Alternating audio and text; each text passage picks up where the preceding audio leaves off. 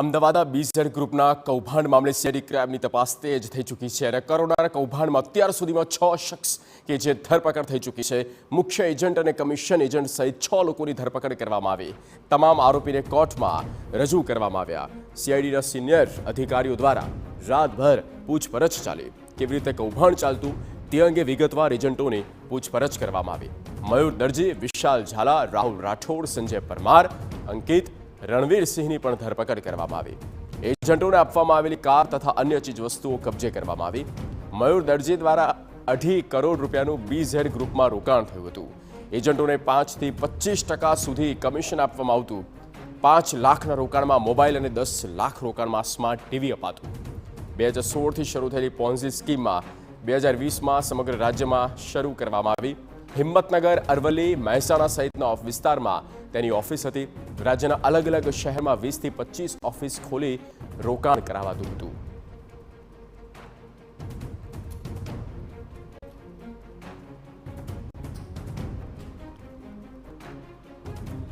રોકાણની લાલચ અને જેમાં અલગ અલગ વિસ્તારોમાં અલગ અલગ તાલુકામાં તેમણે ઓફિસ કરી હતી અને ઓફિસ કરીને લોકોને આ પ્રકારે તે લાલચમાં ભેળવતા હતા અને તેના માટે એજન્ટો રાખ્યા હતા।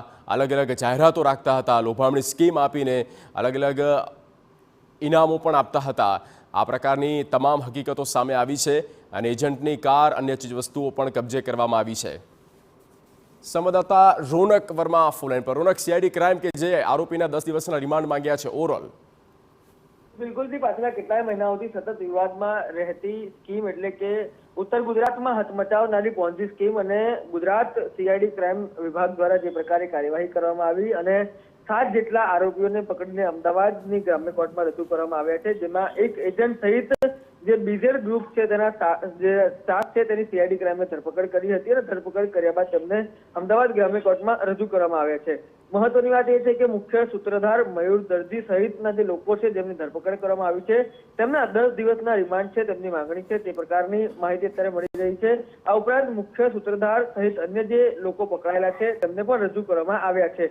સીઆઈડી ક્રાઇમ દ્વારા મયુર દરજી સહિત 7 જેટલા આરોપીઓ જેમાં વિશાલસિંહ ઝાલા, દિલીપ સોલંકી, આશિક ભરથરી, સંજય પરમાર, રાહુલ રાઠોડ, સંજય સિંહ ચૌહાણની જે ધરપકડ છે તે કરવામાં આવી છે। આ ઉપરાંત રણવિજયસિંહ ચૌહાણની છે તે પણ ધરપકડની જે પ્રાથમિક માહિતી છે તે પ્રકારે અત્યારે મળી રહી છે। આ ઉપરાંત રિમાન્ડ દરમિયાન મહત્વના ખુલાસા થઈ શકે છે કે કયા કયા પ્રકારની તપાસ છે તે આગામી દિવસમાં સીઆઈડી ક્રાઇમ છે તે કરવા માંગે છે, તેમાં કયા કયા પ્રકારના મહત્વના ખુલાસાઓ થઈ શકે છે। આ ઉપરાંત અન્ય કેટલા લોકો આમાં સંડોવાયેલા છે, ન માત્ર એટલું પરંતુ ઉત્તર ગુજરાતમાં જેમાં મહત્વની વાત કરવામાં આવે તો સાબરકાંઠા અને બનાસકાંઠા સહિત કેટલા જિલ્લાના લોકોની છેતરપિંડી છે તે કરવામાં આવી છે, કેટલા રૂપિયાની છેતરપિંડી કરવામાં આવી છે, આ સમગ્ર બાબતે મહત્વનો ખુલાસો થઈ શકે છે। પરંતુ જે પ્રકારે પ્રાથમિક વિગતો મળી રહી છે તે પ્રકારે અત્યારે 10 દિવસના રિમાન્ડની માંગ છે તે પોલીસ દ્વારા કરવામાં આવી છે અને તમામ આરોપીઓ જે અત્યારે પકડવામાં આવ્યા છે તેમને કોર્ટમાં રજૂ કરવામાં આવ્યા છે।